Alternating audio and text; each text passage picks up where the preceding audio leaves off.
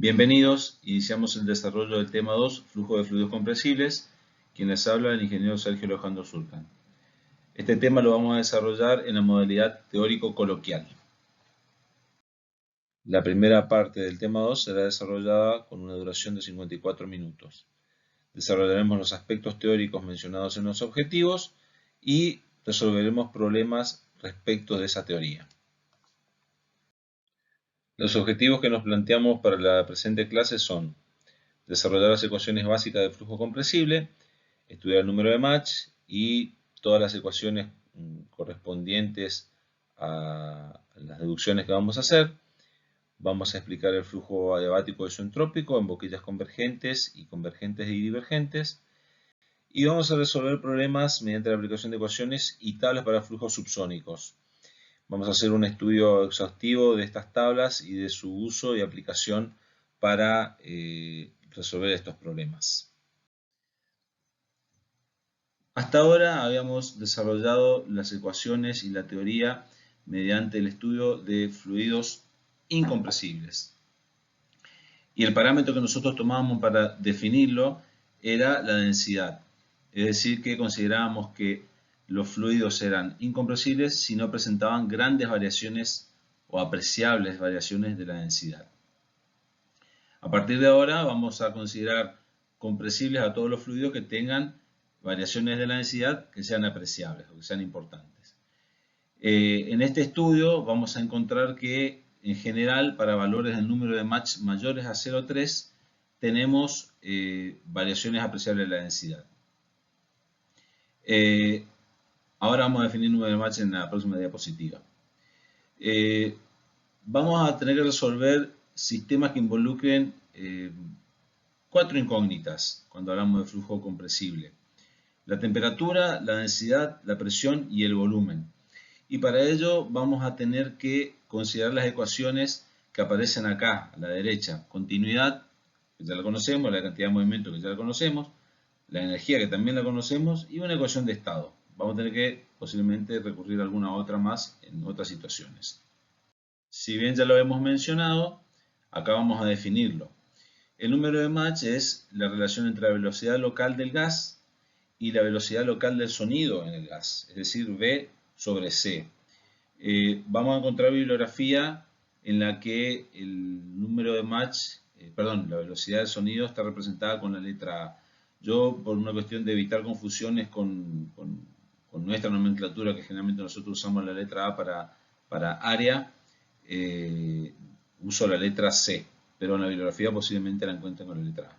Bueno, ¿qué vemos acá? Que a números de Mach menores a 0,3 tenemos flujo incompresible y los efectos de la densidad son despreciables. Entre 0,3 y 0,8 hablamos de un flujo subsónico y los efectos de la densidad son importantes, pero no aparecen ondas de choque. Ya vamos a definir ondas de choque. El número de Mach entre 0,8 y 1,2 es denominado transónico, y donde aparecen por primera vez las ondas de choque que separan regiones subsónicas y supersónicas dentro del flujo. Bueno, ahí vemos que el vuelo propulsado en régimen transónico resulta difícil a consecuencia del carácter mixto del campo de fluido. Por eso, digamos, es tan importante cuando se habla de vuelos que supere el número de Mach. Bien, después tenemos entre 1,2 y 3 donde hay onda de choque, pero ya no existen regiones subsónicas, ¿sí? Y 3 o más donde las ondas, el anterior era el flujo supersónico. Y el 3 o más cuando hablamos de flujo hipersónico, donde la onda de choque y otros cambios que experimenta el flujo son especialmente fuertes y existe calentamiento del gas que inclusive puede llegar a ser ionizado. Bien, esto a modo casi ilustrativo, porque en realidad nosotros para flujos internos, es decir, en el conducto, la cuestión más importante es si el flujo es subsónico, es decir, Mach menor a 1, o supersónico, es decir, Mach mayor a 1. Bien, además del número de Mach que acabamos de definir, vamos a utilizar otro número dimensional que es el resultado del cociente de los calores específicos del gas. Este valor es el número de K que aparece acá abajo. El mismo varía entre 1 y 1,7 para los gases más comunes. Ya vamos a ver que para el aire el valor es de 1,4. Asimismo, nosotros podemos analizar el flujo compresible utilizando o recurriendo a cualquier ecuación de estado, pero vamos a iniciar el estudio considerando un comportamiento ideal, como aparece acá. La ecuación tiene esta forma, fíjense, P sobre ρ igual a RT, donde el valor de R está englobando tanto la constante de los gases como la masa molecular del gas. En este caso, si nosotros consideramos esta ecuación de aplicación para el aire, el valor de R va a ser 287 metros cuadrados sobre segundo al cuadrado por Kelvin. Bueno, la relación de los CP también podemos poner como ejemplo el aire, porque va a ser el gas que vamos a utilizar más comúnmente en todos los análisis. El CP para el aire va a ser 1005 metros cuadrados sobre segundo cuadrado por Kelvin, y el C sub B va a ser 718 metros cuadrados sobre segundo cuadrado Kelvin. Acá observamos también la ecuación de la energía interna, y estamos presentando también la ecuación de la entalpía, o sea que ya están viendo que estamos recurriendo a algunas definiciones termodinámicas aparte de la ecuación de estado.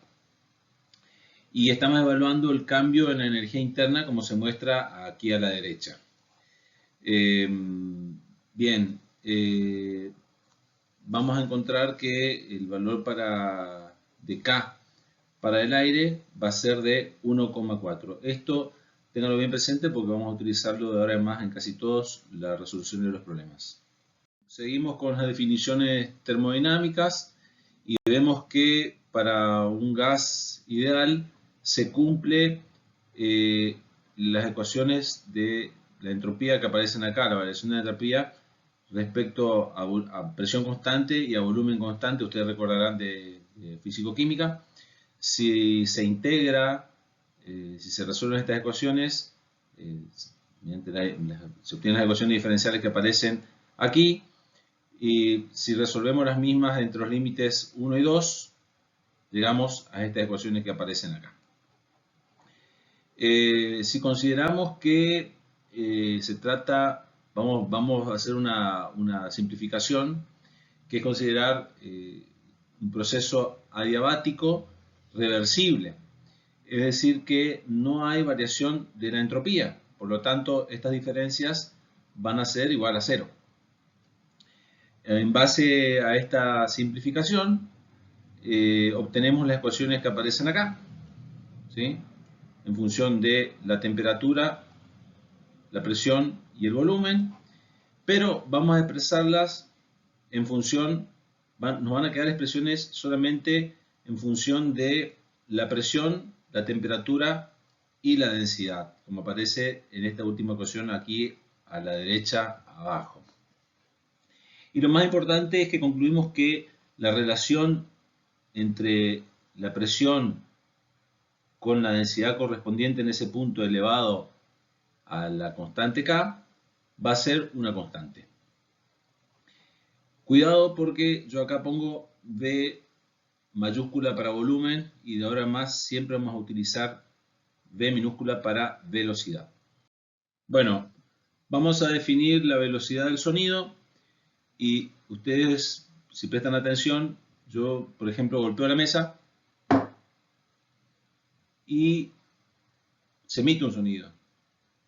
Hay un momento en el que ustedes perciben ese sonido y luego vuelve el silencio. Es decir que esta es una situación, una circunstancia no estacionaria. ¿Por qué? Porque ustedes están en un punto y, digamos, si trazamos volumen de control alrededor de ustedes, el sonido pasa y ustedes lo perciben y después lo dejan de percibir. O sea, hay un cambio de la variable con respecto al tiempo. La velocidad del sonido la podemos definir como la velocidad de propagación de un pulso infinitesimal de presión a través de un fluido en reposo. Y esta es una propiedad termodinámica del fluido. Bueno, ahora vamos a evaluar al mismo observador, pero vamos a trazar un volumen de control que lo incluya al mismo. vamos a estar viendo, estudiando una onda débil con cambios diferenciales en su presión, densidad y la velocidad. Como ya dijimos, el sonido que estamos considerando es una onda muy débil. En cambio, cuando hablamos de, por ejemplo, el sonido que produce un avión yendo a velocidades supersónicas, que pasara cerca nuestro, eso realmente generaría una diferencia de presión tan importante que podría llegar a reventarnos los tímpanos. Ya que es una onda mucho más fuerte. Estamos hablando de lo que vamos a definir más adelante, que es una onda de choque. Bueno, en las ondas que estamos considerando hay un muy pequeño cambio de la presión, de la velocidad y de la densidad, ¿sí? Estamos viendo que si el sonido viene de izquierda a derecha para el observador, los cambios que se producen son en el orden infinitesimal. Consideramos que es un proceso adiabático y reversible, ¿sí? No irreversible. Estoy diciendo que sí, que el proceso es reversible, ¿sí? Nuestra voz, en este momento, o el golpe en la mesa, no genera apreciable cantidad de calor, ¿sí? Porque se trata de una onda débil. En cambio, un avión volando a velocidad supersónica sí lo genera debido a las fricciones elevadas que se producen. Por lo tanto, es un proceso que no es entrópico, este último. Bueno, si nosotros observamos nuestro volumen de control, vemos que quedan definidas dos superficies de control, una a la izquierda y otra a la derecha, que son perpendiculares a la velocidad del sonido. Vamos a realizar dos balances, uno balance de masa y otro de cantidad de movimiento. Para el primero aplicamos la ecuación de continuidad y para el segundo, bueno, la ecuación que ya conocemos con las consideraciones y los signos que ustedes ya saben justificar por qué son más y menos acá, ¿no? Bueno, como conclusión de estas dos ecuaciones obtenemos una expresión para la velocidad del sonido que está acá abajo, que es función solamente de la presión y de la densidad, considerando para un proceso isoentrópico, es decir, para un proceso reversible. Muy bien, ya hemos definido unas cuantas ecuaciones y cuestiones necesarias para el flujo compresible. Vamos a estudiar mediante un ejemplo y vamos a definir otra ecuación mediante un ejemplo. A partir de las dos anteriores que hemos definido, ¿sí? La velocidad del sonido y esta relación a partir de la ecuación de estado, llegamos a esta expresión para la velocidad del sonido que me relaciona la constante K, la constante R y la temperatura. Es decir, que estamos dejando la velocidad del sonido solamente en función de la temperatura. Bueno, hay tablas, por ejemplo acá yo cito abajo tabla A4 y A6 del libro de White, la sexta edición. Se pueden obtener las propiedades de gases y de la atmósfera estándar. Entonces vamos a plantear un problema para ver las diferencias. El problema lo que plantea es hallar el número de Mach para dos aviones. Tenemos un avión que está volando a nivel del mar con una velocidad de 1000 kilómetros cuadrados y la pregunta es cuál es el número de Mach. Y tenemos otro avión idéntico, pero con la diferencia de que idéntico al avión volando a 1000 kilómetros por hora también, la diferencia es que está a 10.000 metros sobre el nivel del mar. Bien, las propiedades del aire, porque estamos evaluando que el gas es el aire, son las que aparecen aquí abajo, ¿sí? Y vamos a hallar las propiedades del aire a dos diferentes alturas, a el nivel del mar y a 10.000 metros. Si nosotros nos vamos a las tablas, encontramos que hay diferencias en la temperatura y en las densidades, pero nuestra ecuación de la velocidad del sonido, que es la incógnita para los dos casos, está solamente en función a la temperatura, es decir, que de esa tabla vamos a obtener los valores de temperatura. ¿Qué vemos? Que a nivel del mar la temperatura es 288 grados Kelvin y que a la altitud de 10.000 metros es 223 grados Kelvin. Una cosa importante, todas nuestras ecuaciones usan presión y temperatura en escala absoluta. Tengan presente eso, es decir, que temperatura siempre en Kelvin. Bueno, si volcamos esos datos, obtenemos que la velocidad del sonido a nivel del mar es 340 metros por segundo y a nivel a 10.000 metros es 299 metros por segundo. Es decir que hay una diferencia importante, como se señala acá, en el número de Mach para esos dos aviones, a pesar de que la velocidad a la que van es la misma. Es decir, acá ustedes tienen que pensar en el gas. El gas está yendo a 1000 km por hora, pero en sentido opuesto. Estamos evaluando el Mach del gas en realidad. Para estudiar los procesos de flujos de fluidos compresibles, primero vamos a definir algunas cuestiones que hacen a todos los análisis que se vienen ahora. Si miran el esquema que aparece a la derecha arriba, ven que aparece una zona que dice reservorio, hay una conducción que conecta con una zona de descarga donde dice presión exterior, a donde se descarga P sub B. P sub B, también denominado contrapresión. Y acá tenemos los valores de T sub 0, P sub 0, y dice B igual a 0. Bueno, este reservorio es la fuente del gas y la temperatura y presión en el mismo son las condiciones del reservorio. La condición más importante del reservorio es que la velocidad es igual a 0. ¿Sí? Esta temperatura del reservorio T sub 0 es un valor de estancamiento, ya vamos a definir esto de estancamiento de remanso. Y no necesariamente es aplicable a otros puntos de este sistema que estamos considerando, lo que vamos a considerar. Esto particularmente es lo que aparece acá como conector de los dos reservorios o de los dos recipientes, es una tobera convergente-divergente, ya vamos a analizarlo. Bueno, y se supone que el gas va a fluir desde el reservorio a través de esta conducción hacia la descarga, ¿sí? En este sentido, a través de esta conducción, dijimos, sin pérdida de fricción acá en la entrada, ¿sí? Sin pérdida de fricción aquí, y va a salir a el exterior o la descarga con una temperatura, velocidad y presión determinadas, ¿sí? Bueno, obviamente este flujo que yo señalé acá hacia la derecha se da, ¿por qué? Porque esta presión que está acá, que es P sub B, ¿sí? O la contrapresión, baja. ¿Sí? Si no bajara la contrapresión o la P sub B, no se produciría este flujo. ¿Estamos? Entonces, esto es lo más importante que ustedes tienen que tener presente de ahora en más en todos los análisis que hagamos. Se van a presentar tres situaciones, de las cuales nosotros ahora en esta primera clase vamos a evaluar solamente la primera. Vamos a evaluar solamente la expansión isentrópica, ¿sí?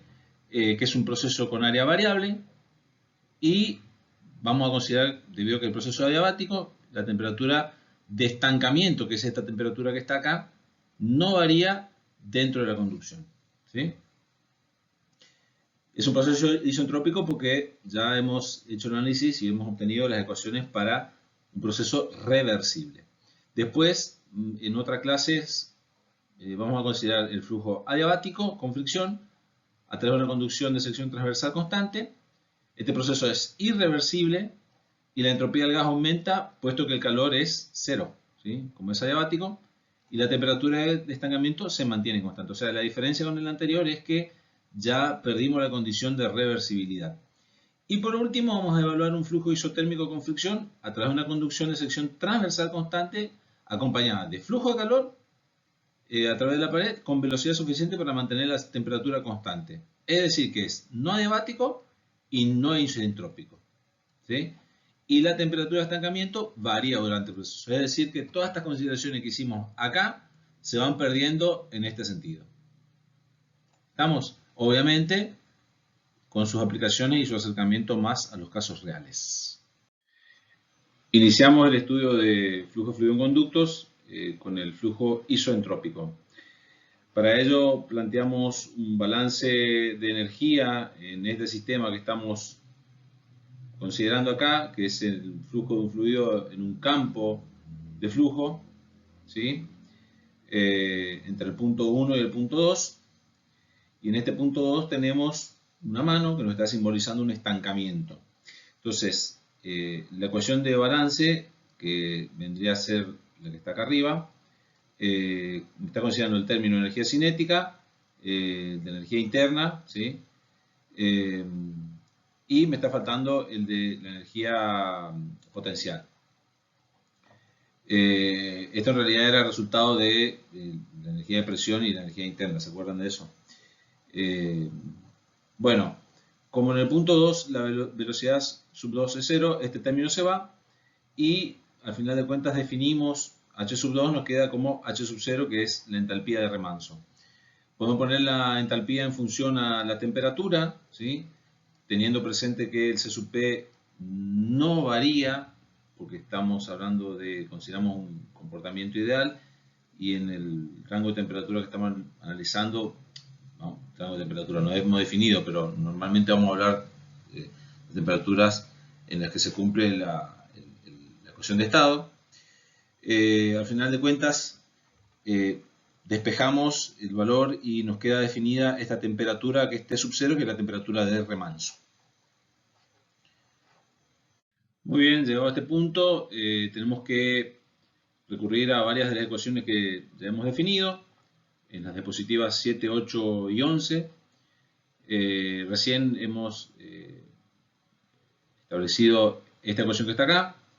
Esta fue definida de entrada, C sub P, en función a la constante esta acá, ¿sí? Que era la relación de C sub P y C sub B. La ecuación de la velocidad del sonido, que la habíamos obtenido cuando hicimos el estudio de los dos aviones. Si reemplazamos estas dos aquí, en la primera, se obtiene esta ecuación que aparece acá a la derecha. Es decir que nos está quedando la relación de la temperatura de estancamiento con otra temperatura en función de dos variables, que está ya la ecuación puesta aquí abajo en celeste. Nos está quedando en función solamente de dos números dimensionales, del valor de K, que depende del gas, y del número de Mach, que depende de la relación entre la velocidad, acuérdense, del gas y la velocidad del sonido en las condiciones en las que se encuentra ese gas. A partir de otra de las ecuaciones que ya hemos definido previamente, acuérdense, P sub I sobre ρ sub I elevado a la K era igual a una constante. Podemos establecer estas igualdades que están aquí abajo, es decir, que podemos hallar tanto las relaciones de temperatura con temperatura de remanso, presión con presión de remanso y densidad con densidad de remanso.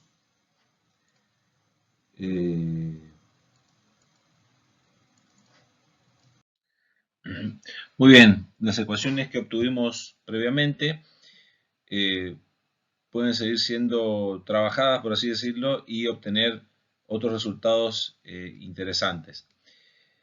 Vamos a analizar dos situaciones. Esta primera situación es en la que nosotros tomamos las expresiones, las tres expresiones de las ecuaciones obtenidas, ¿sí?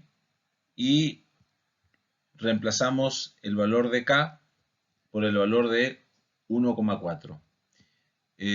Y nos quedan las relaciones de temperatura, presión y densidades solamente en función de número de Mach. Bueno, aquí evaluamos ahora las mismas ecuaciones, tomamos de nuevo las mismas ecuaciones y evaluamos reemplazando el valor del número de Mach por Mach igual a 1. Aquí ya están reemplazados en las tres, o sea, ya tienen que tomar las tres ecuaciones de las diapositivas, dos diapositivas para atrás. Reemplazamos por el valor de Mach igual a 1.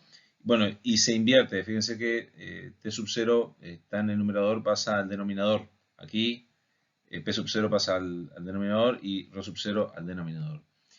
Que esto es en realidad los valores de T sobre T sub 0, P sobre P sub 0 y Rho sobre Rho sub 0 es lo que ustedes van a encontrar tabulado. Esto último que estamos evaluando acá es interesante, ¿por qué? Porque definimos los valores críticos. Y el valor crítico que nos va a servir de guía para la resolución de los problemas principalmente va a ser este que está acá, porque en función a esta relación de presión crítica o presión de estrangulamiento con presión de remanso o también presión de estancamiento, de 0,5283 es lo que nosotros vamos a llamar el número mágico en la resolución de nuestros problemas. Bueno, acá presento las tablas que he mencionado. Las tablas son, digamos, la resolución de las ecuaciones para valores de K igual a 1,4, ambas, ¿sí? Y tienen encolumnado las soluciones para las relaciones de presión a presión de estancamiento, densidad a densidad de estancamiento, temperatura a temperatura de estancamiento, bueno, y este cuarto valor que yo señalé previamente, que es área sobre área de estrangulamiento o área crítica. Bueno, estas son las soluciones tabuladas de la primera dimensionalización que hicimos, que es reemplazar las ecuaciones por un valor de K igual a 1,4. Acá aparece pintado en las dos tablas el valor de P sobre P sub, o sea, el valor de match igual a 1, donde yo señalé en la diapositiva previa que aparecen los valores de P sobre P sub 0 igual a 0,5283, que dijimos que es el número mágico. Bueno, observen que, por ejemplo, para el valor de A sobre A crítico, tenemos dos situaciones. Una en la que todos estos valores que están acá es para flujo subsónico, ¿sí? Y lo que viene después, digamos, por encima del valor de match igual a 1, supersónico. Y presten atención que los valores de A sobre A crítico se repiten, ¿sí? Tanto para flujo subsónico como para flujo supersónico. Es decir, que tenemos que evaluar bien cuando hagamos los problemas en qué zona nos encontramos. Bueno, esto es para presentar la tabla y vamos a hacer el uso en la resolución de los problemas de ahora en más, de las mismas. O si no, recurrimos a las ecuaciones, que la ecuación, la ventaja que tiene es que no está dependiendo de que este valor está fijado, digamos. Acá tengo el valor fijado para esta tabla. Vamos a desarrollar el flujo isentrópico con cambio de área. Si consideramos este conducto que aparece aquí a la izquierda, en el que vemos que su área varía en el sentido X de circulación del fluido que está corriendo de izquierda a derecha, y recordando la ecuación de Euler que está señalada acá en color verde, y de paso tomamos por otro lado la ecuación de continuidad y la expresamos en su forma diferencial, combinando además las relaciones que hemos obtenido para la velocidad del sonido, que aparece acá debajo del esquemita del conducto de área variable. Del análisis de estas tres ecuaciones y de la combinación de las mismas, obtenemos la expresión que está aquí en color celeste a la mano izquierda. ¿Sí? Lo señalo acá por las dudas, si no rayo más. Bueno, si combinamos las relaciones de flujo isoentrópico y adiabático con la ecuación de continuidad, como hemos visto, podemos estudiar los problemas prácticos de flujo de fluidos compresibles. Bueno, vamos a tratar el flujo unidimensional a partir de ahora. Bueno, acá abajo aparece dos esquemitas que yo saqué del Sengel, si mal no recuerdo, que ilustra la hipótesis de flujo unidimensional y donde aparece también un flujo real, ¿sí? El de la izquierda es el flujo real, digamos, donde se cumple la condición de no deslizamiento en la pared, y su perfil de velocidades V, respecto a aquí, varía a través de la sección del conducto. Bueno, obtenemos esta ecuación de acá. ¿Qué me está diciendo esta ecuación? Me está hablando de la variación del área respecto a la velocidad. Va a ser igual al área sobre la velocidad por la diferencia del cuadrado del número de Mach menos 1. ¿Está? Vamos a analizar qué pasa con esta ecuación. Bueno, ¿qué significa la ecuación que hemos obtenido recién? Vamos a evaluarla a través de tres situaciones. Vamos a estudiar un conducto de sección de área variable, como el que aparece aquí a la derecha, y en el que el flujo es de izquierda a derecha, como estoy indicando. El primer caso que vamos a ver es cuando el Mach es menor a 1. Entonces tenemos un flujo subsónico.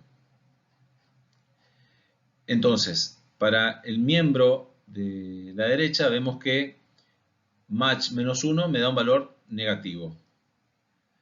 El área siempre es positiva y la velocidad siempre es positiva. Es decir, que este cociente siempre me va a dar positivo en todos los casos. Es decir, que más por menos me da menos en este miembro de la derecha. La variación del área, como estamos viendo, es negativa en el sentido de flujo. Entonces, necesariamente para que se cumpla esto que hemos planteado ahora, la velocidad debe ser positiva, es decir que a una disminución de la sección para un flujo subsónico hay un aumento de la velocidad. ¿Está? Para el segundo caso, es decir, cuando yo tengo un Mach mayor a 1, es decir, supersónico, vemos que la diferencia acá nos da positiva. Este sigue siendo un cociente positivo, es decir, que más por más. La variación del área sigue siendo negativa, ¿sí? Es decir, que este valor es menos. Es decir, que necesariamente la variación de la velocidad tiene que ser negativa, es decir, que hay un decrecimiento de la velocidad cuando el flujo es supersónico. Bueno, esto tiene que ver con la lógica que nosotros tenemos del flujo de fluidos incompresibles y pareciera ilógico lo que estamos planteando, pero tenemos que posicionarnos en el estudio de los fluidos compresibles, que acá hay cosas que cambian respecto a los análisis que hemos venido realizando. Bueno, el tercer caso es cuando Mach es igual a 1, es decir, que tenemos un flujo sónico. Entonces, esta diferencia nos da 0, cualquier valor por 0 nos da 0. Entonces, la única situación en la que nosotros tenemos una variación del área respecto a la velocidad que es nula, se da en este caso de una tobera convergente, divergente, y solamente se va a dar en este punto que está señalado con la línea punteada. Esta es, acuérdense, la situación estrellita o la condición crítica.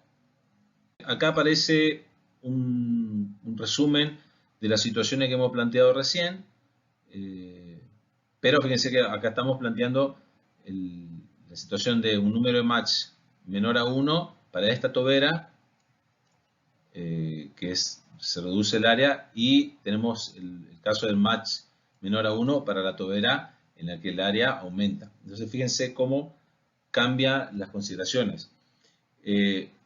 Para una tobera convergente, que es la primera, ¿sí? Es esta, si el Mach de entrada es menor a 1, se produce un aumento de la velocidad. En cambio, acá, si el Mach es menor a 1, para una tobera divergente, el Mach se reduce. Acá, abajo, tobera divergente, Mach mayor a 1. El número de Mach aumenta, ¿sí? Si el Mach es mayor a 1, ya lo vimos, en una tobera convergente, el Mach se reduce.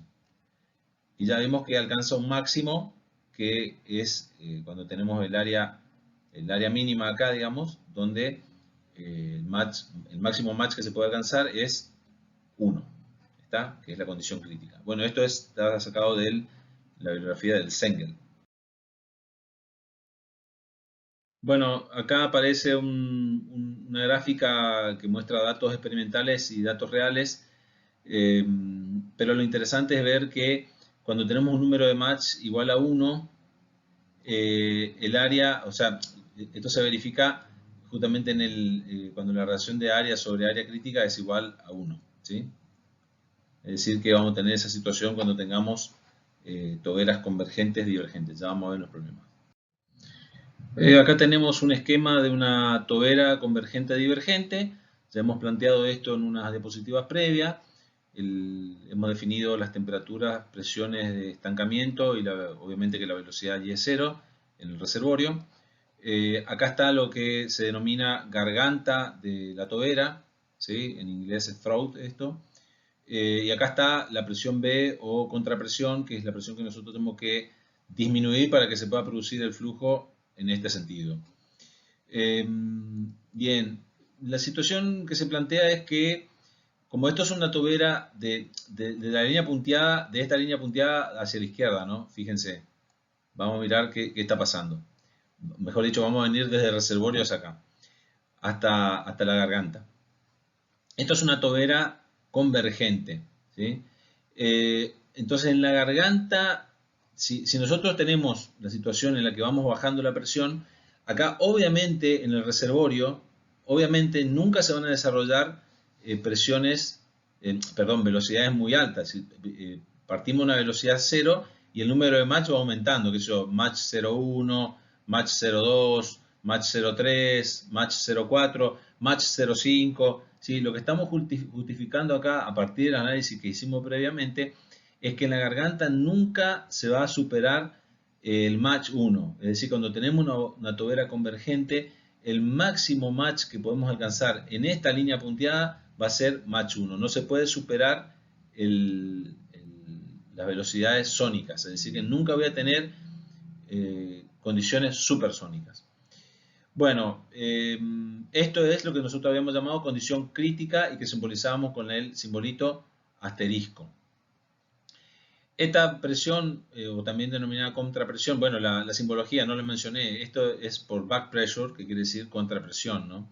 Y mucha bibliografía simboliza las condiciones críticas como en el subíndice sub T por throat, de garganta, y bueno, y acá las condiciones de estancamiento las simboliza con el símbolo R por reservorio, ¿no?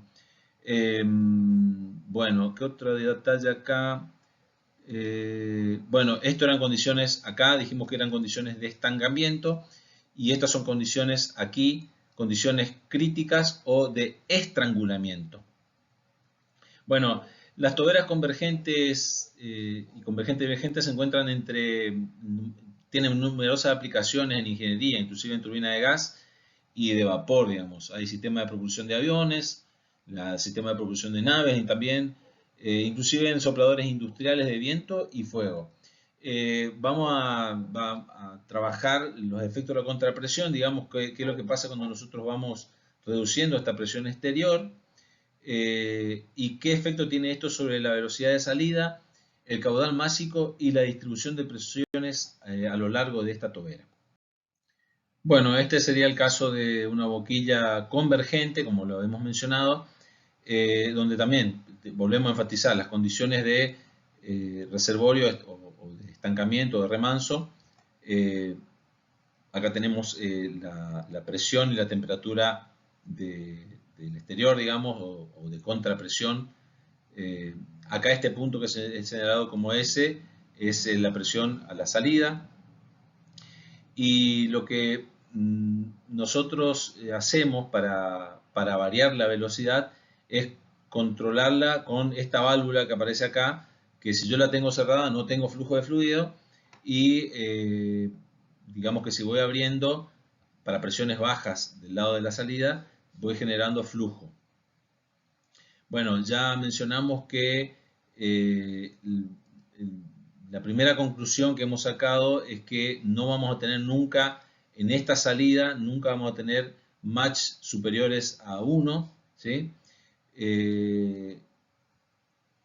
Recordando que estamos partiendo de condiciones de reservorio, es decir, donde el match y todas las variables son igual a 0, perdón, no todas las variables, la velocidad es igual a 0, ¿sí? y después tenemos las condiciones de estancamiento. Y que la velocidad va en aumento a medida que nosotros bajamos la presión acá en la salida. Aquí presentamos un esquema de una tobera convergente, cuyo funcionamiento ya lo hemos explicado previamente. Y abajo aparece una gráfica que relaciona o con la que vamos a estudiar qué es lo que está sucediendo dentro de la tobera. En el eje de ordenadas aparece la relación de P sobre P sub 0. Esa P, recuerden que se refiere a la presión, a la contrapresión P sub B.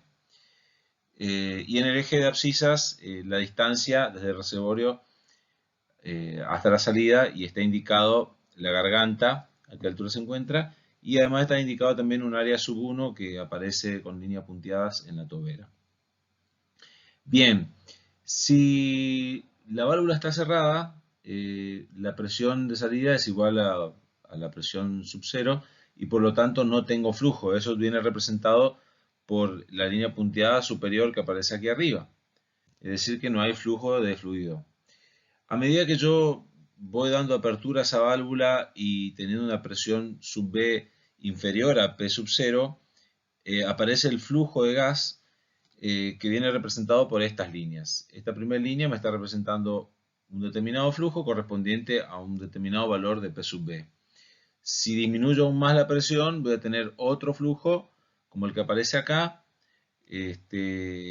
y vamos a tener una presión de salida que se presenta en este punto por aquí, por esta zona. Ahora bien, si sigo bajando la presión, va a llegar un momento en el que voy a alcanzar tal velocidad, digamos, como lo explicamos en la tobera recién, en el que la tobera convergente va a alcanzar un valor de número de Mach a la salida, aquí, igual a 1. Esas dijimos que eran las condiciones críticas o condiciones de estrangulamiento y se corresponden con un valor de P sobre P sub 0 de 0,5283, que era el número mágico, digamos. Si continuamos bajando la presión más a la salida, no vamos a tener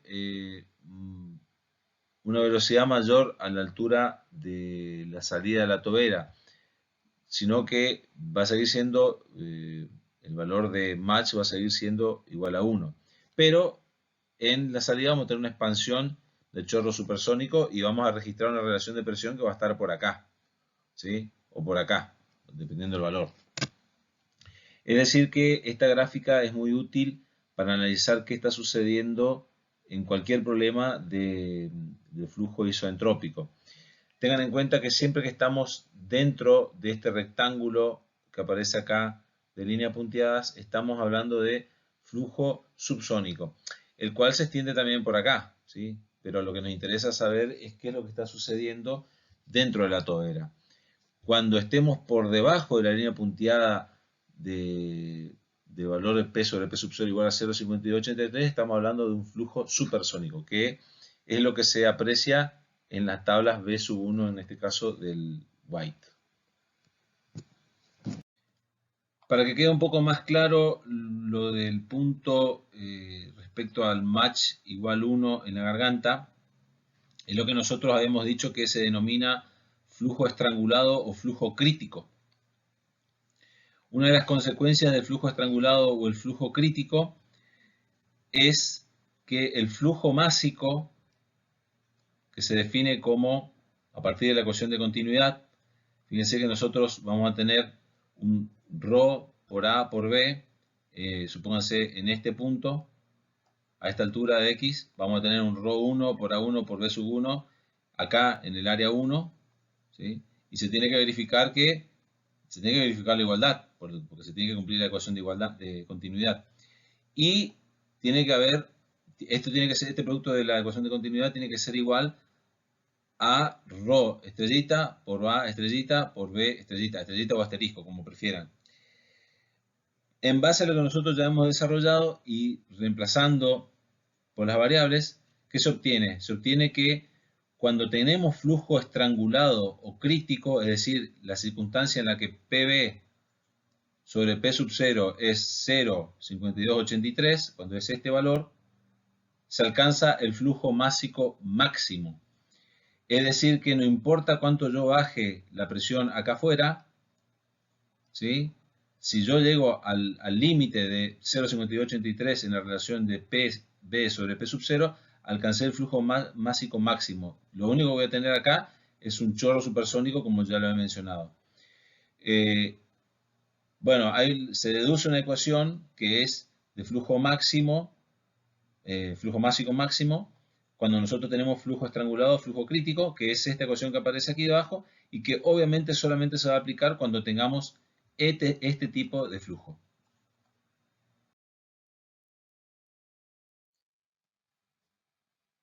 Para entender un poco mejor lo que hemos venido desarrollando hasta el momento, vamos a resolver el siguiente problema. Tenemos una tobera convergente en la que se dan las condiciones de reservorio que aparecen ahí, a mano izquierda arriba, y las condiciones de salida que figuran también en el esquema. La pregunta es, ¿cuál es el flujo másico para esta circunstancia? Vamos a auxiliarnos con la gráfica que aparece debajo, en la que señalamos el límite de donde se encuentran las condiciones críticas, y podemos auxiliarnos también con esta gráfica que aparece a la derecha arriba, en la que relacionamos el flujo másico con el cociente de las presiones. Bueno, acá aparece graficado el flujo másico máximo, que como ya hemos explicado, se corresponde con el valor de P sobre P sub 0 igual a 0,5283. Bueno, ¿cómo encaramos este problema? Lo primero que tenemos que hacer en base a la información que tenemos es relacionar P a P sub 0 con lo que vamos a encontrar, como aparece en la tabla aquí abajo, un valor del número de match correspondiente a 0,9. ¿Sí? Obviamente este es el número que calculamos, 0,5913. Bueno, a partir de estos valores vamos a seguir resolviendo para encontrar el valor del flujo másico. Lo importante es que en nuestra gráfica guía nos está indicando que la curva roja es la que está definiendo este proceso, digamos. Es decir, que nos encontramos siempre en el flujo subsónico. Continuando con la resolución del problema, vemos que para el número de match de 0,9 obtenido de la tabla B1, sacamos las relaciones de P sobre P sub 0, T sobre T sub 0 y ρ sobre ρ sub 0. El valor de A es dato. El valor de la temperatura se obtiene a partir de la relación de T sobre T sub 0, ¿sí? T sub 0 era dato, eran 60 grados centígrados, no se olviden que hay que poner en Kelvin. A partir de ese dato de temperatura y obtenemos la velocidad del sonido para esas condiciones. Con esas condiciones de velocidad del sonido, despejamos del número de match, que es 0,9, no se olviden, despejamos el valor de la velocidad a la salida, que nos da 310,7 metros por segundo. A partir de la ecuación de estado, podemos despejar el valor de la densidad, ¿sí? Porque no tenemos ninguna densidad de referencia. Y con estos tres datos, es decir, la velocidad, la densidad y el área, que era 10 centímetros cuadrados, obtenemos el valor de flujo másico.